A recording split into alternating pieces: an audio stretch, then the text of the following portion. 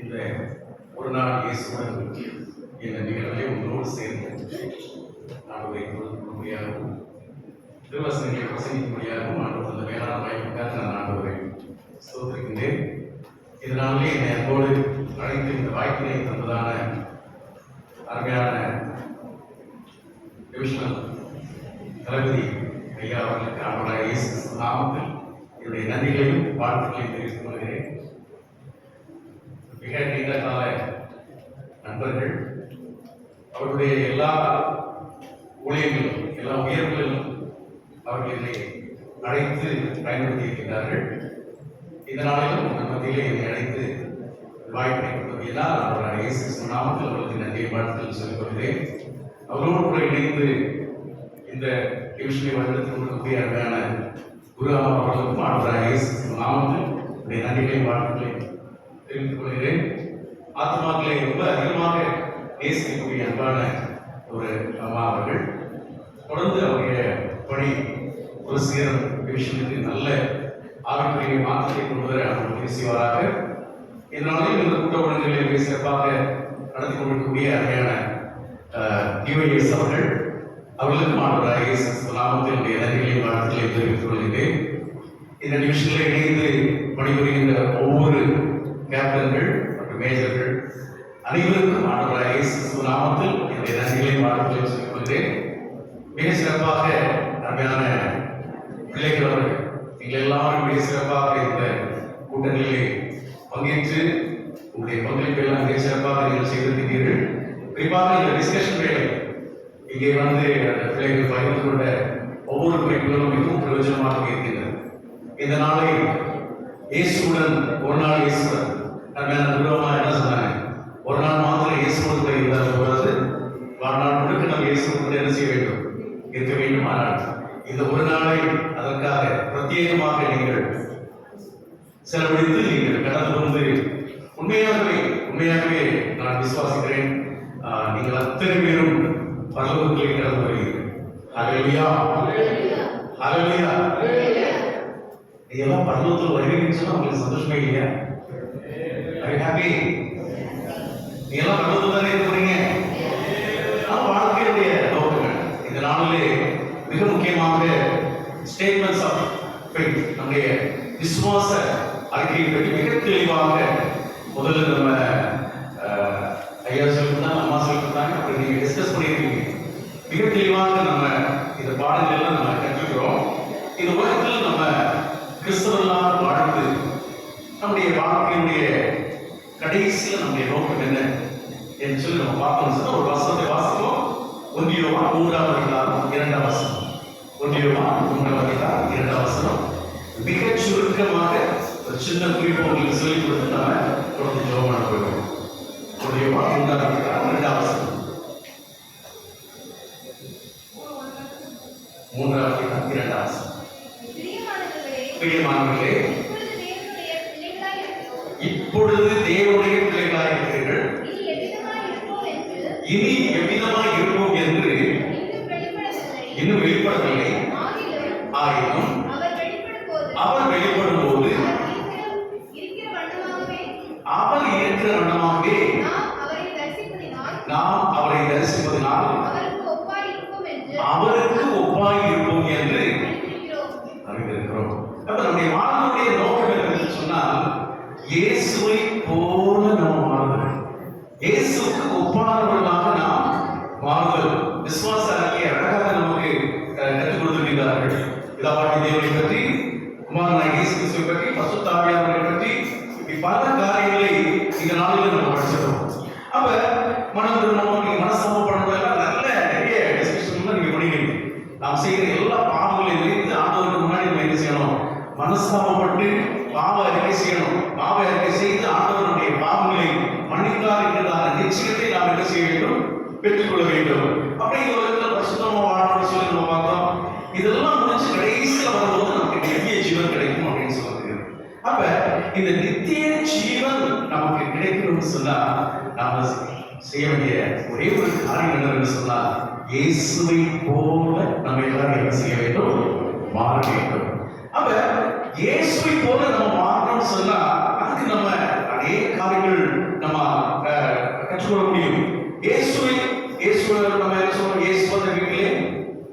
சந்தோஷமே. இயேசு வந்த வீட்டிலே சண்டைகளிலேயே, கவலைகளிலேயே, வருத்தங்களிலேயே, கலக்கங்களிலேயே, பாவங்களிலேயே நிறைய நிறைய காரியங்கள். இயேசு நம்முடைய வீட்டில் வந்தாலே அவ்வளவு விஷயம் சொன்னார். தனிப்பட்ட வாழ்க்கையில இயேசு வந்தாருன்னு சொன்னார். நான் இயேசுடைய பிள்ளை, நான் ஆண்டவருடைய பிள்ளை, தேவனுடைய பிள்ளை, என்னோட கூட இயேசு இருக்கிறார் அப்படின்னு நம்ம சொல்லும்போது நமக்கு மிகவும் சந்தோஷமானதாக காணப்படும். இந்த உலகத்தில் நம்ம வாழும்போது இயேசு போல மாறுவதற்கு நாம் என்ன செய்ய வேண்டும்? பிரயாசப்பட வேண்டும். வேதத்தில் நமக்கு என்ன சொல்லி தருகிறதுன்னு சொன்னா, இயேசு போல மாறுவதற்கு நாம் மிக முக்கியமாக கவனிக்க வேண்டியதுன்னு சொன்னா, முதல் குறிப்பு, இயேசு பாவம் இல்லாமல் இருந்தது போல நாமும் பாவம் இல்லாமல் இருக்க வேண்டும். யோவான் 8ஆம் அதிகாரம் 46ஆம் வசனம். யோவான் 8ஆம் அதிகாரம் 46ஆம் வசனத்துல இயேசு கிறிஸ்து என்ன சொல்றாருன்னு சொன்னா, என்னில் பாவம் உண்டு என்று சொல்லி உங்களை யார் குற்றம் சாட்டுறதுக்கு அப்படின்னு கேட்கிறார். இடத்துல பாவம் இருக்கு அப்படின்னு யார் சொல்ல முடியும் அப்படின்னு சொல்லிட்டு ஆண்டவர் இயேசு கிறிஸ்து கேட்கிறார். அப்ப இயேசு என்ன சொல்றாருன்னு சொன்னா, இயேசுவானி இடத்துல நினைக்கல, பாவம் இல்லை அப்படின்னு மிக தெளிவாக சொல்லுகிறார். சின்ன இயேசு கிறிஸ்துடைய அந்த சிறுபருவ வாழ்க்கையை பற்றி நம்ம பார்த்தோம் சொன்னா, இயேசுவாக ஞானத்திலும் வளர்த்தியிலும் தேவ கிருபையிலும் மனுஷ தெய்வம் அதிகமா என்ன செய்தார்? விருத்தி அடைந்தார், வளர்ச்சி அடைந்தார் அப்படின்னு சொல்லி நம்ம பார்க்கிறோம். அப்ப இந்த வளர்ச்சி காலகட்டத்துல இயேசு கிறிஸ்துவில் ஒரு பாவம் இல்லை, ஒரு தவறும் இல்லை அப்படின்னு சொல்லப்படுகிறது. நாமும் இயேசுவை போல மாற வேண்டும் என்று சொன்னால் நாம் பாவம் இல்லாதவர்களாக என்ன செய்ய வேண்டும்? மாற வேண்டும். அது நம்ம ரட்சிப்பு, மனம் திரும்புதல், மறுபடியும் பிறந்தல் அப்படிங்கிற அனுபவம் பற்றி நீங்க டிஸ்கஷன் பண்ணியிருக்கீங்க. அதையா நீங்க டிஸ்கஷன் பண்ணியிருக்கீங்க. இந்த தன்மைக்கு நேராக நாம் எல்லாரும் சின்ன பிள்ளைகளாக இருக்கும்போதே நாம் என்ன செய்ய வேண்டும்? மாற வேண்டும். அருமையான ஐயா நமக்கு சொல்லி கொடுத்தாங்க, ஸ்டேட்மெண்ட் ஆஃப் ஃபெய்த் எப்போ சொல்லணும்? 7 வயசாகும் போதே எழுதணும். ஸ்டேட்மெண்ட் ஆஃப் ஃபெய்த்ல கையொப்பு போடணும் அப்படின்னு சொல்லி கொடுத்துருக்காங்க. அப்ப நம்ம ஒரு கட்டத்துல பாவத்தை குறித்தான அந்த அந்த உணர்வு மனசால் நமக்கு வரும்போது நம்ம ஆண்டவர்கிட்ட சொல்லணும், ஆண்டவரே நான் பாவங்களை நீங்க என்ன செய்யணும்? மன்னிக்கணும் அப்படின்னு சொல்லிட்டு ஆண்டவர் சொல்லும் போது ஆண்டவர் நம்ம ஒவ்வொரு பாவங்களையும் என்ன செய்தார்? மன்னித்தார். முதல் குறிப்பு, இயேசுவை போல நாம் பாவம் இல்லாதவர்களாக மாற வேண்டும். பாவம் மன்னிக்கப்பட வேண்டும் அப்படின்னு சொன்னா நம்ம இயேசுவை போல மாற முடியும். ஒரு நாள் இயேசு கிறிஸ்து சொல்லியிருக்கிறார், நான் மறுபடியும் வந்து நான் இருக்கிற இடத்தில் நீங்கள் இருக்கும்படி நான் என்னுடைய இடத்தில் சேர்த்துக் கொள்வேன். அப்ப நீங்க கற்பனை பண்ணி பாருங்க, அங்க இயேசு நடுநாயகமா அங்க இருப்பார். நம்ம எல்லாரும் இயேசுவை போல மாற போகிறோம், இயேசு போல மாறுவோம். பக்கத்துல எல்லாருமே இன்னொரு இயேசுகளாக இருக்கக்கூடிய அத்தனை பேருமே நாம எல்லாரும் என்ன செய்யறோம்? இயேசுகளாக என்ன செய்ய போகிறோம்? மாற போகிறோம். அதற்காக தான் சேனை ஆயத்தப்படுத்தப்படுகிறது. அதற்காக தான் சேனையில் இருக்கக்கூடிய ஊழியர்களை தயார் செய்கிறார்கள். அதற்காக தான் யுத்த களத்தில் ஆண்டவர்கள் வசிக்கிறார். இரண்டாவது நம்ம என்ன செய்யணும்னு சொன்னா, இயேசுவை போல மாறுவதற்கு நாம் என்ன செய்ய வேண்டும் என்று சொன்னால், இயேசு நடந்தது போல நாம் நடக்க வேண்டும். முதலில் இயேசுவை போல பாவம் இல்லாதவர்களாக மாறணும், பாவம் மன்னிப்பு பெறணும், ரட்சிக்கப்படணும், மனம் திரும்பணும், மறுபடியும் பெறணும். இரண்டாவது, இயேசு நடந்தது போல நாம் என்ன செய்ய வேண்டும்? மாற வேண்டும். அது 1 யோவான் 2ஆம் அதிகாரம் 6ஆம் வசனத்தை வாசிப்போம். 1 யோவான் 2ஆம் அதிகாரம் 6ஆம் வசனம்.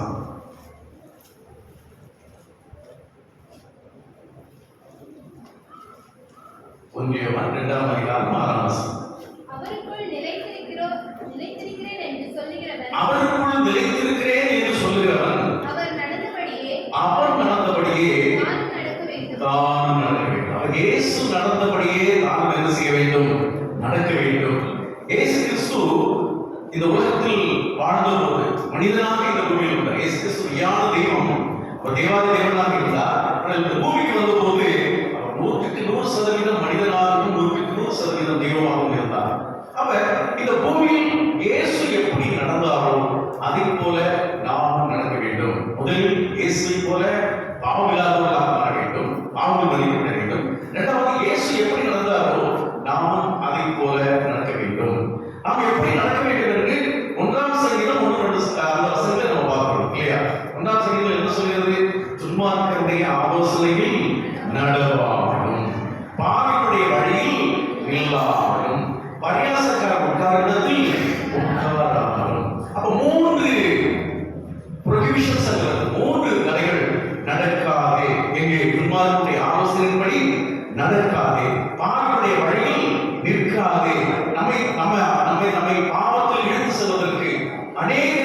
செய்வார்கள். நம்முடைய நண்பர்கள் முயற்சி செய்யலாம், அல்லது நம்மை அழிக்க வேண்டும் என்று சொல்லி நினைத்து நம்முடைய வாழ்க்கையை கெடுக்கிறதற்கு நம்முடைய எதிரிகள் முயற்சி செய்யலாம். இந்த உலகத்தில் நம்ம நல்லா வாழ விடாம நம்முடைய வாழ்க்கையை சிதைப்பதற்கு அநேக முயற்சி செய்வார்கள். அந்த இடத்துல எல்லாம் நாம் என்ன செய்ய வேண்டும் என்று சொன்னால், இயேசு நடந்தது போல நடக்க வேண்டும். இயேசுவை அழிக்கிறதுக்கு எத்தனை பேர் முயற்சி செய்திருக்கிறாங்க, என்னவெல்லாம் அவருக்கு எதிரான பொய் குற்றச்சாட்டுகள் சொல்லியிருக்கிறாங்க. ஒரு டைம் அவர் மலைக்கு மேல வச்சு அப்படியே செய்யறாங்க, உருட்டி கொலை செய்வதற்கெல்லாம் அவர் முயற்சி செய்கிறாங்க. ஆனா அந்த இடத்துல இருந்தெல்லாம் அவர் தப்பிக்கிறதுக்கு காரணமாக இருந்தது என்று சொன்னால், இயேசு கிறிஸ்து இந்த பூமியில அவர் நடந்தபோது உண்மை உள்ளவராக நடந்தார், பரிசுத்தமாக நடந்தார். பாவிகளோடு கூட அவருக்கு தொடர்பு இருந்தாலும் பாவிகளுடைய செய்கைகளை அவர் என்ன செய்யவில்லை, அவர் செய்யவே இல்லை, பாவம் செய்யவே இல்லை, அவர்கள் பாவம் இல்லை என்று சொல்லி நம்ம வேதாந்தத்தில் நம்ம பார்க்கிறோம். அப்ப அந்த அளவுக்கு தன்னுடைய வாழ்க்கையை மிக சுத்தமுள்ளதாக அவர் மாற்றி அமைத்தார் அப்படின்னு சொல்லி நம்ம பார்க்கிறோம். அடுத்தபடியாக நாம இயேசுவை போல மாற என்ன செய்ய வேண்டும் என்று சொன்னால், இயேசு செய்தது போல நாமும் செய்ய வேண்டும். இயேசு செய்ததை நாமும் செய்ய வேண்டும். யோவான் 13ஆம் அதிகாரம் 13-14 வசனங்கள். யோவான் 13ஆம் அதிகாரம் 14-15 வசனங்கள். அங்கே இயேசு கிறிஸ்து என்ன சொல்லுகிறார் என்று சொன்னால், ஆண்டவரும் கர்த்தருமாகிய நானே இவைகளை செய்தேன் என்று சொன்னால், நீங்களும் ஒருவருக்கு ஒருவர் இப்படி செய்யுங்கள் அப்படின்னு சொல்லியிருக்கிறார். இவைகளை செய்வதற்காக நான் உங்களுக்கு மாதிரியை காண்பித்தேன் அப்படின்னு சொல்றாங்க. இந்த உலகத்துல உங்களை பார்த்து ஒரு ரோல் மாடல் யார் அப்படின்னு சொல்லி கேட்டீங்கன்னா, யாராவது கேட்டாங்கன்னா நீங்க ஒவ்வொருத்தர சொல்லுவீங்க, உங்களுக்கு பிடிச்சவங்க இவர் தான் என் ரோல் மாடல் அப்படின்னு சொல்லுவீங்க. அவர் செஞ்சது மாதிரியே நாம என்ன செய்வோம், அப்படியே செய்வோம். அவர் ட்ரெஸ் பண்றது மாதிரியே நாம என்ன செய்வோம், அப்படியே ட்ரெஸ் பண்ணுவோம். அவர் நடக்கிறது மாதிரி, அவர் சிரிக்கிறது மாதிரி, அவர் பேசுறது மாதிரி, அவருடைய எல்லா மேனரிசங்களையும் நாம என்ன செய்யறோம். அப்படியே சிலவங்களுக்கு சினிமா ஆக்டர்ஸ் பிடிக்கும், சிலவங்களுக்கு விளையாட்டுத்துறையில் இருக்கிறவங்களுக்கு பிடிக்கும். அவர் மாதிரி என்ன செய்வாங்க, கிரிக்கெட் விளையாடுறவங்கலாம் சில வயதில் பார்த்தீங்கன்னா அப்படி 2 பேர் வந்து சிக்ஸர் அப்படின்னு என்ன செய்வாங்க. அப்ப இயேசுவை போல நாம மாற விரும்புகிறோம்னு சொன்னா, இயேசு செஞ்சது மாதிரியே நாம் என்ன செய்ய வேண்டும், செய்ய வேண்டும். இயேசு செய்தவர்களை நாம் செய்ய வேண்டும். இயேசு பற்றி சொல்லும்போது, அவர் நாடு எங்கும் நன்மை செய்கிறவராக என்ன செய்தாரா, சுற்றி திரிந்தார் அப்படின்னு சொல்லப்படுகிறது. நன்மை செய்கிறவராக மற்றவர்களுக்கு நாம் என்ன செய்ய வேண்டும், நன்மை செய்ய வேண்டும். இயேசுவிடத்தில் வந்து ஒருத்தர் கூட அவங்க இயேசுவிடத்தில் யாரெல்லாம் வந்தாங்களோ அவங்க ஒருத்தர் கூட ஆசீர்வாதம் பெறாம என்ன செய்யவில்லை, போகவே இல்லை. அத்தனை பேரை இயேசு கிறிஸ்து அவர் நன்மை செய்து ஆசீர்வாதங்களை கொடுத்து அவங்க எல்லாரையும் வழியிருக்கிறார். கடைசியாக அந்த இயேசுவை போல மாறுவதற்கு நாம் என்ன செய்ய வேண்டும் என்று சொன்னால், இன்னொரு முக்கியமான குறிப்பு, தலையாகிய கிறிஸ்து அளவுக்கு நாம் வளர வேண்டும். தலையாகிய கிறிஸ்து அளவுக்கு நாம் வளர வேண்டும். எபேசியர் 4ஆம் அதிகாரம் 14-15 வசனங்கள். ஒரு வாசிங்க. எபேசியர் 4ஆம் அதிகாரம் 14-15 வசனங்கள்.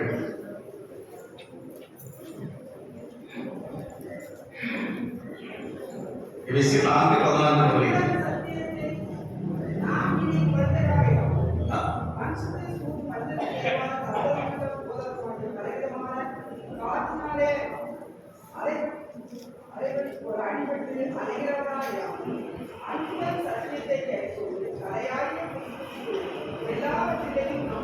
தலையாகிய கிறிஸ்துவுக்குள் எல்லாவற்றிலேயும் நாம் வளர்கிறவர்களாய் இருக்க வேண்டும். தலையாகிய கிறிஸ்து அளவுக்கு, இயேசு கிறிஸ்து எந்த அளவுக்கு எல்லாவற்றிலும் வளர்ந்து பரிபூர்ண நிலையை அடைந்து முழுமையான ஒரு மனிதனாக இந்த பூமியில் தன்னுடைய வாழ்க்கையை நடத்தினாரோ, நாம் அது மாதிரி என்ன செய்ய வேண்டும், இயேசுவை போல நாம் முழுமையானவர்களாக நாம் வாழ்ந்து நம்முடைய வாழ்க்கையை நிறைவு செய்ய வேண்டும். இதற்கு இயேசு நம்மை பார்த்து என்ன செய்யணும், இயேசுவை போல நம்ம மாறப்போகிறோம். நம்ம ஒவ்வொருவரும் இயேசு போல மாறப்போகிறோம்.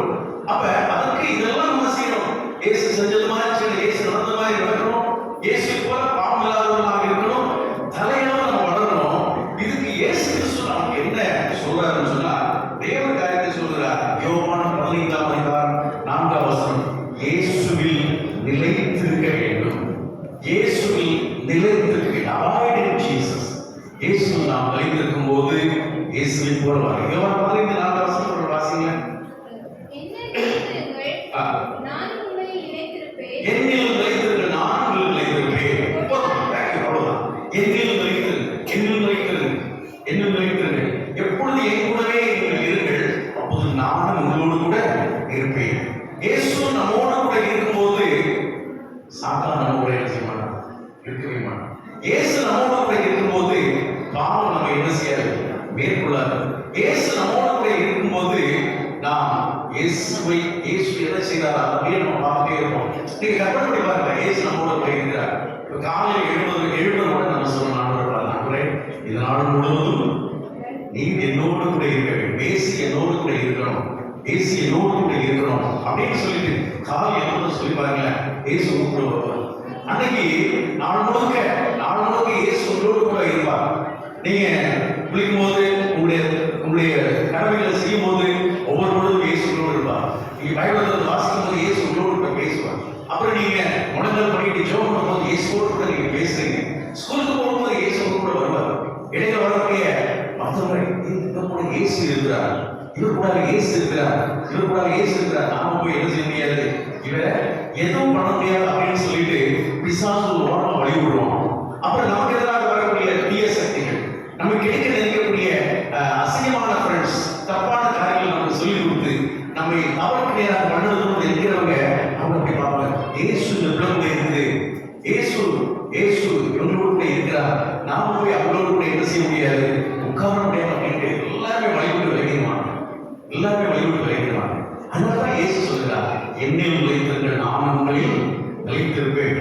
நீங்க எப்பவுமே என் கூட இருங்க, என்னை விட்டு விலகியே போயிடாதீங்க. என்னை விட்டு விலகி ஒரு நிமிடம் கூட உங்களால வாழ முடியாது. தொடர்ந்து நிறைய காரியங்கள் அங்க சொல்றார். நீங்க என்னில் நிலைத்திருந்தா 5ஆம் வசனத்துல மிகுந்த கனிகளை கொடுப்பீங்க அப்படின்னு சொல்றாரு. நல்ல ஒரு கனி கொடுக்கக்கூடிய ஒரு வாழ்க்கையில பூமியில வாழ முடியும்னு இயேசு சொல்றார். அப்புறம் சொல்றாரு, என்னை அல்லாமல் உங்களால் எதுவும் செய்ய முடியாது அப்படின்னு அதே யோவான் 15 சொல்றாரு. இந்த பூமியில நிறைய சாதனைகள் நம்ம எடுத்துட்டு ஆசைப்படுறோம், பெரிய காரியங்கள் செய்யணும் நம்ம ஆசைப்படுறோம். அப்ப இயேசுவில் நாம் நிலைத்திருக்க வேண்டும். இயேசு கூட எப்பவும் நம்ம இருக்கணும். ஒரு நொடி கூட இயேசுவுக்கு பிரிந்து இருக்கிறதுக்கு நம்ம முயற்சி கூடாது, கனவுலே நினைக்க கூடாது.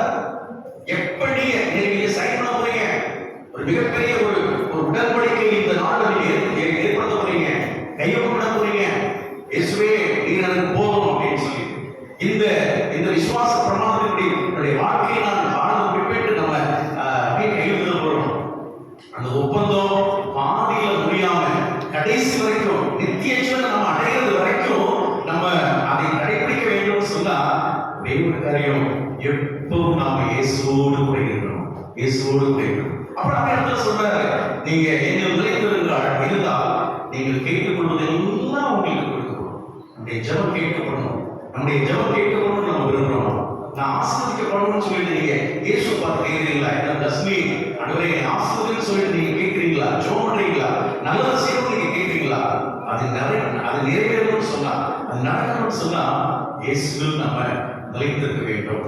அப்ப இயேசுக்குள்ளாக பிறந்து, இயேசுக்குள்ளாக வளர்ந்து, இயேசுக்குள்ள ஆவலாக மாறி, இயேசு நடந்தது மாதிரி நடந்து ஒரு கட்டத்துல முழுமையாக இயேசு போல நம்ம என்ன செய்யணும், மாறிட்டோம்.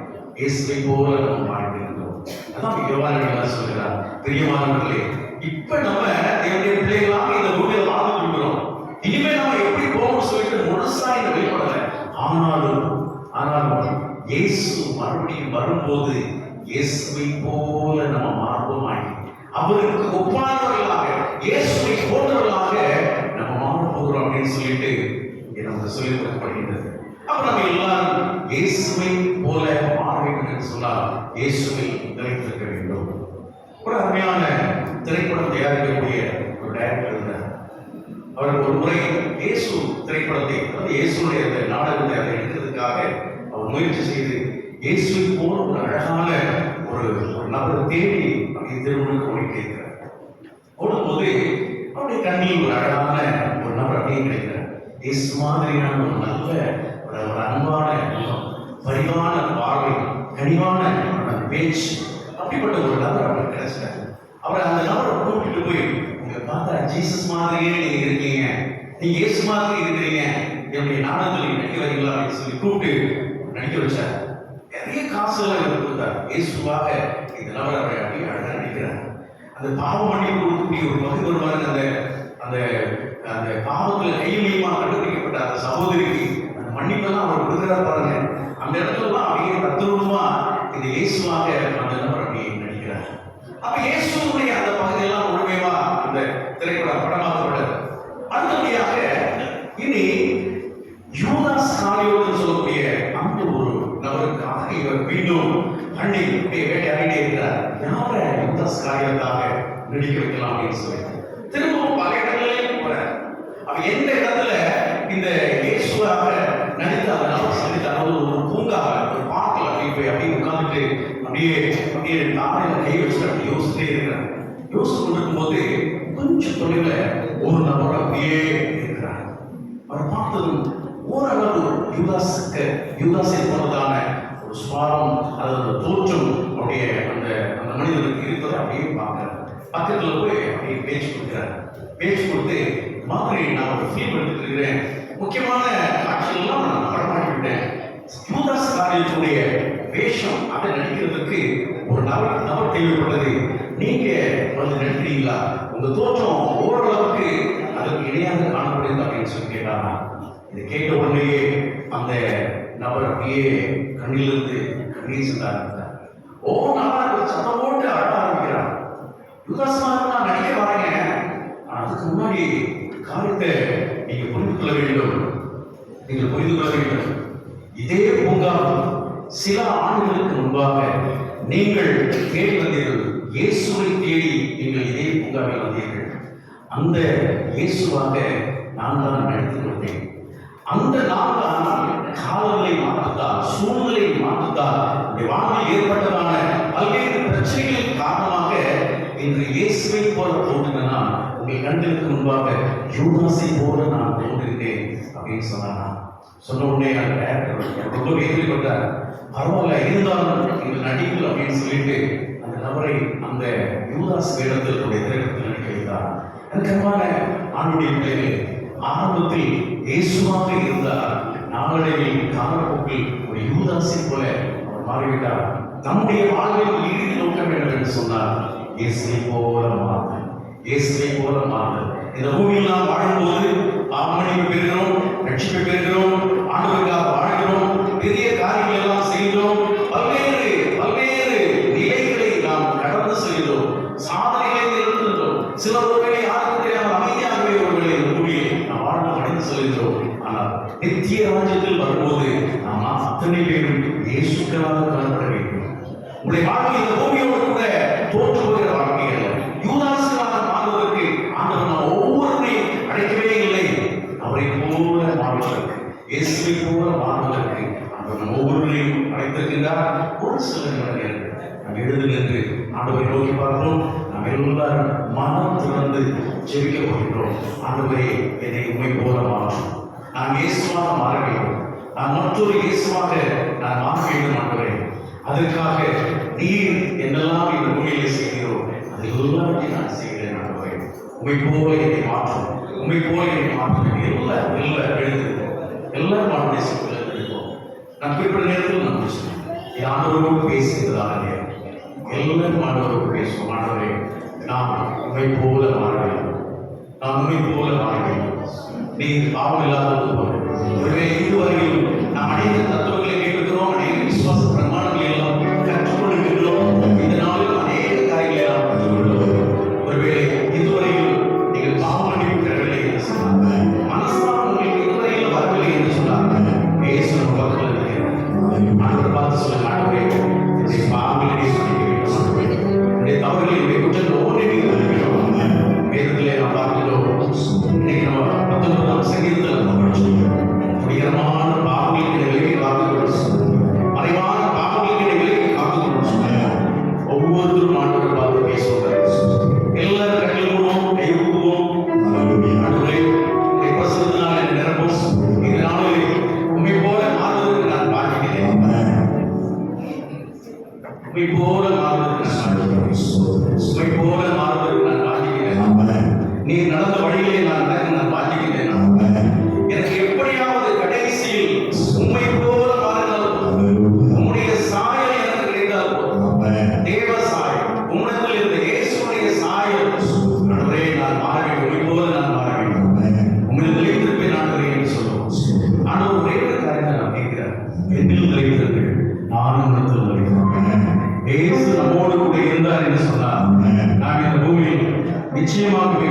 பரிசுத்தமான வாழ்க்கை வாழ முடியும். இயேசு நம்மோடு கூட இருந்தார் என்று சொன்னால் நிச்சயமாக சந்தோஷமான ஒரு வாழ்க்கையை நம்மால் வாழ முடியும். இயேசு நம்மோடு கூட இருந்தார் என்று சொன்னால் பிசாசை எதிர்த்து வெற்றிகரமான ஒரு வாழ்க்கை நம்மால் இந்த பூமியில் வாழ முடியும். எல்லாரும் ஆண்டவரை பார்த்து ஆண்டவரே, நான் உம்மோடு கூட இருப்பேன் ஆண்டவரே, நான் உம்மோடு கூட இருப்பேன் ஆண்டவரே, உண்மை எல்லாம் என்னால் எதுவும் செய்ய முடியாது ஆண்டவரே. எல்லாரும் வாயிலிருந்து சொல்லுவோமா? நம்ம ஆண்டவரை பார்த்து பேசுவோம். எல்லாரும் வாயில் சேர்ந்து பேசுவோம். எல்லாரும் வாயில் சேர்ந்து பேசுவோம். யாருடைய உதவிகள் மௌனமாக இருக்க வேண்டாம். ஹல்லேலூயா, ஹல்லேலூயா. இயேசுவே, நான் உம்மோடு கூட இருப்பேன். நீர் என்னோடு கூட இருப்பான். உம்முடைய பிரசன்னம் இல்லாமல் இந்த உலகத்தில் என்னால் வாழ முடியாது. உம்முடைய துணை இல்லாமல் இந்த உலகத்தில் என்னால் பரிசுத்தமாக வாழ முடியாது. என்னை எதிர்க்கக்கூடிய சக்திகள் அநேகம் உடைய துணை எனக்கு தேவையா? ஹல்லேலூயா, ஹல்லேலூயா. என்னோடு சேர்ந்து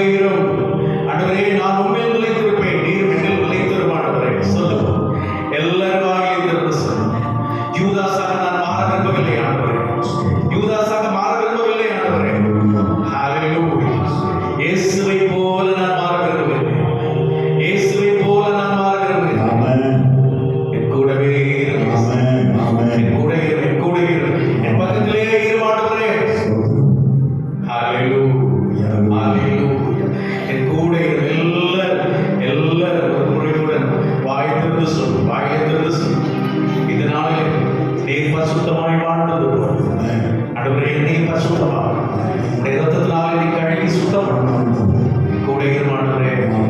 இனிமேல் நான் பாவம் செய்யாதேன்.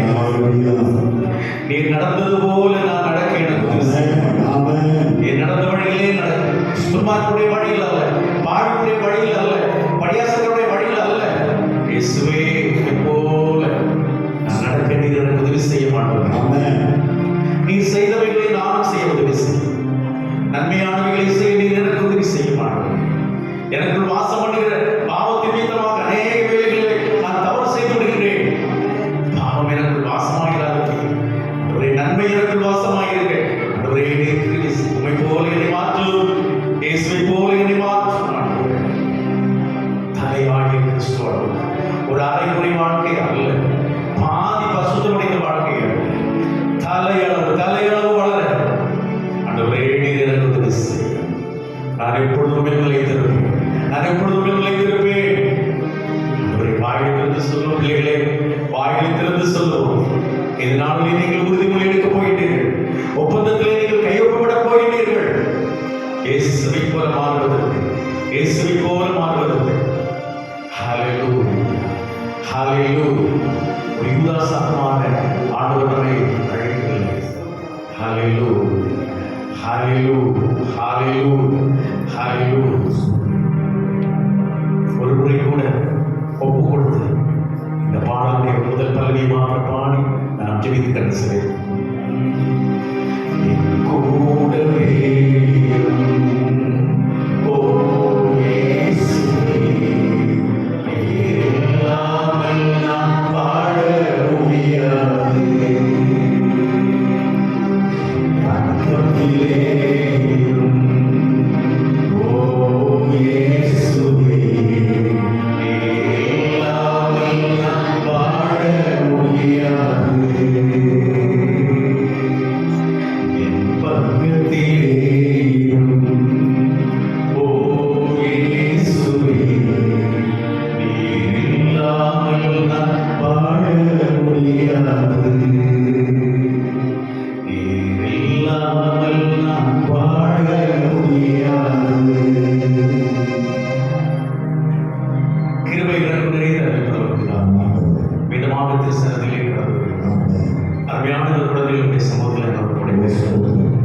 விசுவாச பிரமாணத்தை இந்த நாளில் கற்றுக்கொள்ள ஆண்டவர் செய்த கிருபைகளுக்காக நமக்கு நாங்கள் கற்றுக்கொண்ட விசுவாச பிரமாணத்திலே நிலைத்திருக்க ஆண்டவர் உதவி செய்ய மாட்டோம்.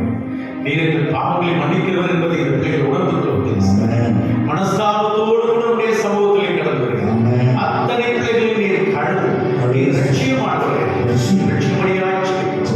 ரட்சிக்கப்பட்ட ஒவ்வொரு பிள்ளை போல மாற உதவி செய்ய. நீர் வெளிப்படும் போது நீர் இருக்கிற வண்ணமாக ஆண்டவரே, உம்மை போல மாற நீர் உதவி செய்ய முடியாது. ஒவ்வொரு பிள்ளை கூட கெட்டு போகும், ஒரு பிள்ளை கூட இந்த உலகத்தில் அழிந்து போகும். ரட்சிப்பு நிறைவேற பிரயாசப்படுங்கள் என்று சொன்ன வேத வசனம் அடிப்படையில் நம்முடைய ரட்சிப்பை நிறைவேற அவர்கள் பிரயாசப்பட்டு வெற்றி மேல் வெற்றி அடைந்து, மகிமை மேல் மகிமை அடைந்து, பரிசுத்தத்தின் மேல் பரிசுத்தம் அடைந்து, கடைசியிலே நீர் மகிமையில் வெளிப்படும் போது போல மாற நீர் உதவி செய்யும். தேவன் நம்மை செய்தவருடைய நாமம் சொந்தம் இயேசு கிறிஸ்து நாமத்தில் கேட்கிறோம். பரமபிதாவே,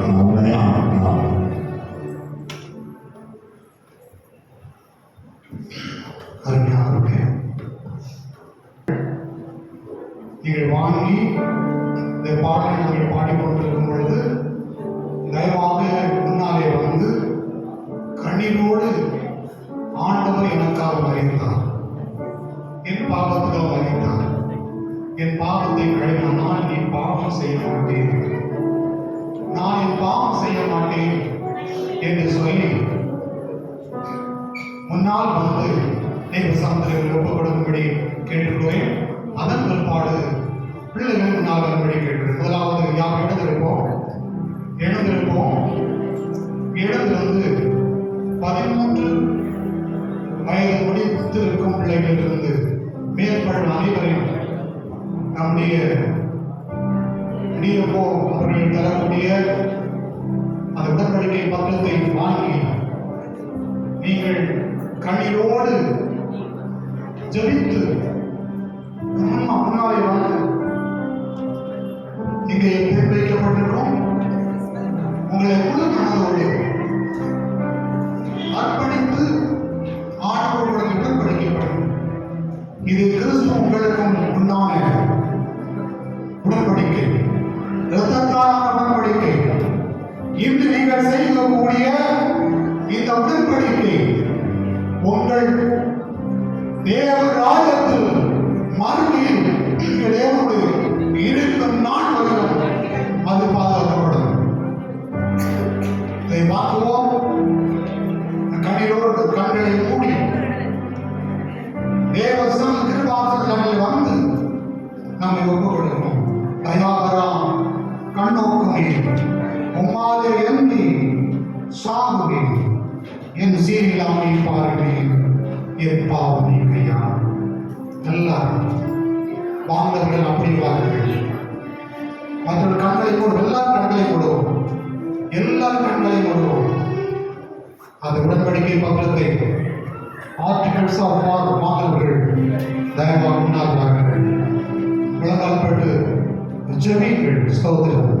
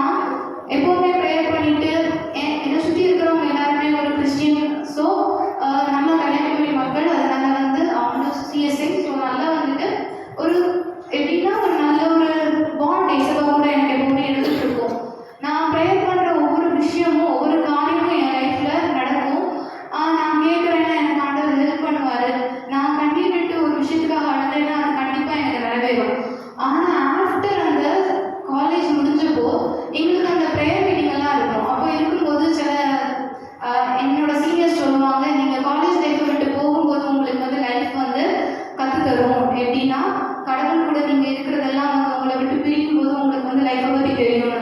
நான் மனசுக்குள்ள நினைப்பேன், எப்பவும் நம்ம ஏசப்பா கூட தானே இருக்கோம், நமக்கு என்ன ஆயிடும் போது, காட் வந்து நம்மளை பார்த்துப்பாரு அப்படிங்கிற ஒரு இதில் நான் இருந்தேன். ஆனால் ஆஃப்டர் என்னோட ஒர்க்குன்னு வரும்போது அப்போதான் நான் எனக்கு வந்து எப்படின்னா பேம்பர் பண்ணி என்னை வளர்த்தாங்க. எங்கள் அப்பா அம்மா என்னை வந்து எப்படின்னா ஒரு நல்ல பிள்ளையா, ஒரு கீழ்படுத்தல் உள்ள பிள்ளையா, யார்கிட்டையும் எடுத்து பேசாம அப்படி ஒரு நல்ல பிள்ளையா வளர்த்தாங்க. ஆஃப்டர் அந்த காலேஜ் முடிஞ்சதுக்கு அப்புறம் தான் நான் ரியல் லைஃப் என்னங்கிறத வந்து நான் கற்றுக்க ஆரம்பித்தேன். ஸோ அந்த டைமில் வேர்ல்டில் புதுசாக ஒருத்தவரை எப்படி விட்டால் எப்படி இருக்கும் அந்த மாதிரி லைஃப் வந்து எனக்கு நிறைய பாட்டு கட்டு தந்துச்சு. பாவங்கிற விஷயம் என் லைஃப்குள்ள அப்போ தான் வந்துச்சு. வாழ்க்கையில் எதெல்லாம் பண்ணக்கூடாதோ அதெல்லாம் பண்ணி, பட் ஆண்டவர் வந்து சுஷ்மி நீ போகிற வழி சரி கிடையாது அப்படின்னு எனக்கு உணர்த்தினாரு. நான் அது கடவுள் வந்து என்கிட்ட பேசுவார், நீ வந்து பண்ணுறது சரியில்லை. சில பேர் சொல்லுவாங்க நேரடியாக வந்து பேசணும். கடவுள் நேரடியாக யார்கிட்டையும் வந்து பேச மாட்டாங்க. நமக்கு மனசுன்னு ஒன்று இருக்கும். கடவுள்கிட்ட நம்ம ப்ரேயர் பண்ணிட்டு இருக்கும்போது ஆண்டவர் அதன் வழியாக நமக்கு என்ன பண்ணுவார்னா வெளிப்படுத்துவார். அதே மாதிரி கடவுள் வந்து இது தப்பு அப்படிங்கிறத வந்து எப்படி தாவீதுக்கு உணர்த்தினாரோ அதே மாதிரி எல்லாருக்கும் உணர்த்துவார். பைபிளில் சில இடத்துல சொல்லியிருக்கு, நீதிமான் வந்து விழும்போது, நீதிமொழிகள் தான் சொல்லியிருக்கு, நீதிமான் விழும்போது 7 தடவை வந்து அவர் மன்னிச்சு உங்கள் பாவத்தை என்ன செய்வார், மன்னிச்சுடுவார். ஆனால் துன்மார்க்கனை என்ன பண்ண மாட்டாரு, தூக்கவே மாட்டார், அவனை அப்படியே விட்டுருவார். ஸோ கடவுள் உங்களை மன்னிக்கிறாரு, உங்கள்கிட்ட வந்து நீங்கள் தப்பு செய்றீங்கிற உணர்த்துறாருன்னா நீங்கள் என்ன செய்யுங்க, சந்தோஷப்படுங்க. கடவுள் நம்மளை மட்டும் தண்டிக்கிறாரேன்னு வந்து கவலைப்படாதீங்க. கடவுள் நம்மளை மறுபடியும் காப்பாற்றுறாரு. நம்ம பரலோகத்துக்கு வரணும், அவர் நம்மளை எதிர்பார்க்குறாரு. ஸோ அவரோட பாசத்தை இன்னொரு விஷயம் என்னன்னா டேஸ்ட் ஆஃப் காட். நீங்கள் வந்து கடவுளை வந்து அவரை வந்து ருசி பார்த்தா அதுக்கப்புறம் உங்கள் லைஃப்பில் வந்து காடை விட்டு நீங்கள் விலகணும்னு நினைக்கவே மாட்டீங்க. ஏன்னா சின்ன சின்ன விஷயத்துலையும் நான் சொன்ன மாதிரி ஆஃப்டர் என்னோட ஒர்க் டைமில் எனக்கு வந்து நான் வந்து ஆண்டவரை விட்டு விலகி இருந்தேன். பட் அதுக்கப்புறம் ஆண்டவரை மறுபடியும் கடவுள் என் கூட இருக்காரு நான் உணர்ந்த பிறகு தான் என் லைஃப்பில் அடுத்த நெக்ஸ்ட் சக்ஸஸ். நான் என் லைஃப்பில் காலேஜ் வரைக்கும் எனக்கு தோல்விங்கிறது கிடையாது. நான் வந்து எப்போவுமே என்ன பண்ணாலும் எனக்கு சக்ஸஸாக இருக்கும். ஆனால் நான் என்னைக்கு ஆண்டவரை விட்டனோ அன்னையிலேருந்து நான் முதல்ல அடி வாங்கினேன். என் கண்ணிலேருந்து கண்ணீராக மட்டும்தான் வரும். ஆனால் நான் எப்போ திரும்ப ஆண்டவருக்குள்ளே வந்தனோ என் கண்ணீரை வந்து சந்தோஷமான கண்ணீராக மாற்றினாரு. நான் ஹாப்பியாக இருக்கிற நாட்கள் தான் ஜாஸ்தி. ஏன்னா ஆண்டவர் வந்து எனக்கு ஒவ்வொரு காரியங்களையும் நிறைவேற்றி தருவார். நான் நான் சொல்கிறது சில பேருக்கு நம்பவங்களாம் தெரியாது. ஒரு சின்னதாக ஏதாவது சாப்பிடணும்னு நினச்சா கூட எனக்கு கிடைக்கும். அந்த மாதிரி கடவுளோட மகிமை வந்து எனக்கு அப்படியே ஒரு ப்ரொடெக்ஷன் மாதிரி எனக்கு தெரியும். நான் ஒரு இடத்துக்கு தனியாக நடந்து போகிறேன்னா மோஸ்ட்லி இப்போ தனியாக தான் எங்கேனாலும் போவேன். நான் மனசுக்குள்ளே ப்ரேயர் பண்ணிகிட்டே நடப்பேன். இந்த ப்ரேயர் பண்ணுற விஷயம் நான் எங்கள் அப்பா கிட்ட இருந்து தான் கற்றுக்கிட்டேன். அவங்க வந்து சின்னதுலேயே நான் எங்கள் அப்பா கூட மோஸ்ட்லி எங்கேயும் போவேன். அவங்க தனியாக நடக்கும்போது ப்ரேயர் பண்ணிட்டு பாட்டு பாடிட்டு மனசுக்குள்ளே அப்படியே தான் நடப்பாங்க. அதே மாதிரி தான் நானும் வளர்ந்தேன். ஸோ நான் வந்து தனியாக எங்கேயாவது போகிறேன்னா என் கூட ஏசப்பா நான் இன்னைக்கு நைட்டு தனியாக போகிறேன் அப்படிங்கிற மாதிரி எனக்கு ஃபீல் ஆச்சுன்னா ஏதாவது ஒரு பாட்டியோ ஒரு தாத்தாவோ என் கூட ஒரு ஹெல்ப்புக்கு வருவாங்க. நான் என்னை வந்து தனியாக ஆண்டவர் விட்டதே இல்லை. அவ்வளோ தூரத்துக்கு அவர் என்ன ஒரு ப்ரொடெக்ஷனாக பாதுகாத்து வழிநடத்தி வராங்க. அதனால நான் உங்ககிட்ட என்ன சொல்ல வரேன்னா, வாலிப பிரயத்தில் எல்லாரும் உங்கள் சிருஷ்டிகளை நினைங்க. நீங்கள் வாலிப பிரயத்தில் என்ன வேணாலும் பண்ணுங்க அப்படின்னு பைபிள் எழுதியிருக்கு. ஆனாலும் எல்லாவற்றிலும் தேவனுடைய நியாய தீர்ப்பில் கொண்டு வந்து நிறுத்துவார் என்பதை நீ நினை. ஏன்னா உலகம் வந்து நமக்கு கடவுள் படைச்சுட்டு இருக்காது. 2 விஷயம். ஒன்று பரலோகத்துக்கு போகணும், இன்னொன்று நரகத்துக்கு போகணும். அந்த 2 நம்ம தான் சூஸ் பண்ணணும். எதை நம்ம சூஸ் பண்ணுறோங்கிறது நம்ம கையில் இருக்கு. கடவுள் வந்து விட்டுருவாரு, நீ என்ன பண்ண. ஆனால் கடவுளை சூஸ் பண்ண வேண்டியது நம்ம கையில். ஏன்னா நம்ம வந்து சாத்தானுக்கு இடம் கொடுத்தோம்னா நம்ம லைஃப் நாசமாக போகும். ஸோ நீங்கள் வந்து நல்லா இருக்கணும், நல்லா இருக்கணும் அப்படின்னா பரலோகத்துக்கு போகணும்னா நீங்கள் பரலோக ராஜ்யத்தை மட்டுமே தேடுங்க, தேவனை தேடுங்க. வாலிப பிரயத்தில் யாரும் வாலிப பிரயத்தை வீணாக்கிறாங்க. Life precious. ஸோ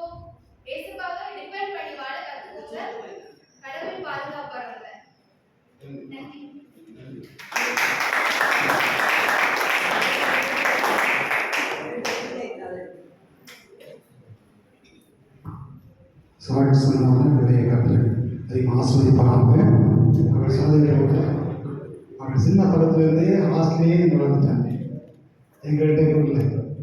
அலை வித்தியாசமான கத்தரவளை பாதுகாத்து பெரிய சாட்சி நடத்தினார். இப்பொழுது வீடு ஃபேர் சொல்லும்படி உங்களை கேட்கிறேன். எந்த ஆதியில் கண்ட ஆசீர்வாதம் என்ன என்று பிள்ளைகள் சொல்லலாம். வாங்க. இந்த எப்படி இருந்தது? கடவுளை தொட்டாரா? வாங்க பிள்ளைங்க வாங்க. ஆம்பளைங்க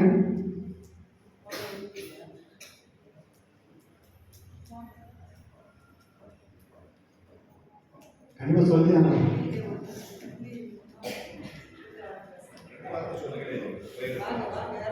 வாங்க. அதாவது எல்லா இடத்துல நீ சொல்லுவாங்க, நாங்கள் அப்படி சொல்லலை.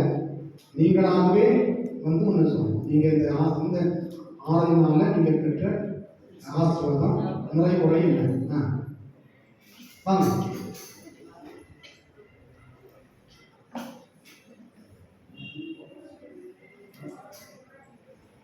இல்லையா? ஒரு தப்பு இல்லையா? ஒரு நிமிஷத்துல சொல்லுங்க. ஒரு நிமிஷம்.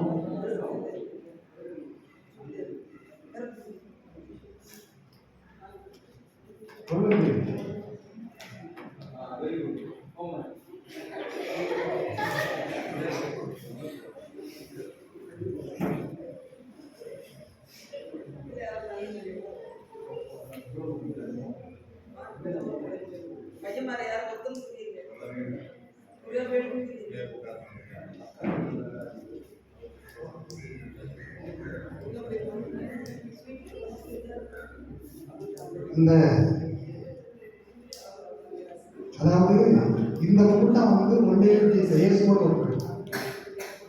எங்களுக்கு கொடுக்கப்பட்ட இந்த தலைப்புகள் 3 விதமான தலைப்புகள்.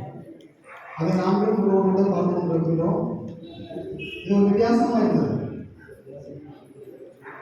அதை குறித்து உங்களை எப்படி இருந்தது என்பதை குறித்து சொல்வதற்கு நீங்கள் தயங்குகிறீர்கள்.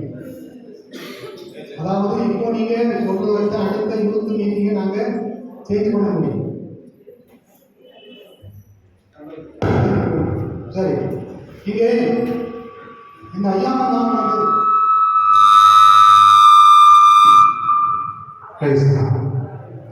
இந்த உங்களை செய்தி கொடுத்த ஐயாவை அழைத்த காரணம், மாற்றாளத்தில் இளைஞர் பிள்ளைகளாக இருக்கும் பொழுது அந்த இளைஞர் பிள்ளைகளின் மொத்தம் எனக்கு கூட இருந்து நடத்தப்பட்ட அனைத்து ஊழியர்களையும் அவர் வந்து செய்தி கொடுப்பது மட்டுமல்ல, இளைஞர்களை தேவன் கொடுத்து வந்து சந்தியாக கூட்டம் நடத்தி இந்த அநேகர் வெற்றியர் ஊழியர்களாக இருப்பதற்கு அவர்களும் எனக்கு கொடுத்தார்கள். அதான் ஒரு காரணம். அதனால இந்த ஊழியத்தில் இன்னொரு ஆள் உண்டு, அவர் பேசுறவர்கள். ஆக அவர்களே இது உங்களோட செய்தி கொடுக்கலாம்னு நினைக்கிறோம். சரியா? சரி, இப்பொழுது நன்றி.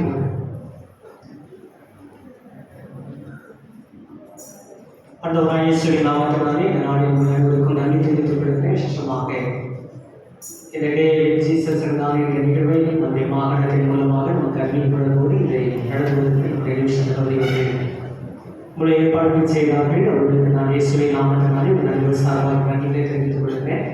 இந்த நாளில் நம்மோடு கூட என்னுடைய வார்த்தைகளை பகிர்ந்து கொண்ட அடிமான தேவதாசர் தன்னுடைய ஊழியத்தை செய்து கொண்டிருக்கிறவர்கள் அவர்களுடைய வார்த்தைகளை நாளை நம்மை நடத்தினார்கள். அவர்களுக்கும் டிவிஷன் சார்பாக எங்கள் பணிகள் சார்பாக நன்றி தெரிவித்துக் கொள்கிறேன். அனைத்து பிள்ளைகளையும் அழைத்திருந்த ஊழியக்காரர்கள் அனைவருக்கும் இயேசுவின் நாமத்தினாலே என்னுடைய நன்றிகளை வார்த்தைகளை தெரிவித்துக் கொள்கிறேன். பிள்ளைகளை நம்ம சோர்ந்துட்டாங்க, அதை என்னுடைய நிறைவை நான் நன்றியுடைய நான் தெரிவு செய்கிறேன். இந்த இடத்துல இந்த கூட்டம் நடத்த வேண்டும் என்று சொல்லி நம்முடைய மேஜர் சபை மாவட்டத்தில் சொல்லும்போது அவர்கள் சந்தோஷமாக அனைத்து ஏற்பாடுகள் செய்தார்கள். அவர்களுக்கும் வேண்டுமானவர்களுக்கும் நான் இயேசுவின் நாமத்தில் என்னுடைய நன்றிகளை தெரிவித்துக் கொள்கிறேன். கர்த்தர் தாமே நம்மளுடைய அதிகமாய் ஆசீர்வதிப்பாராக. ஆமென்.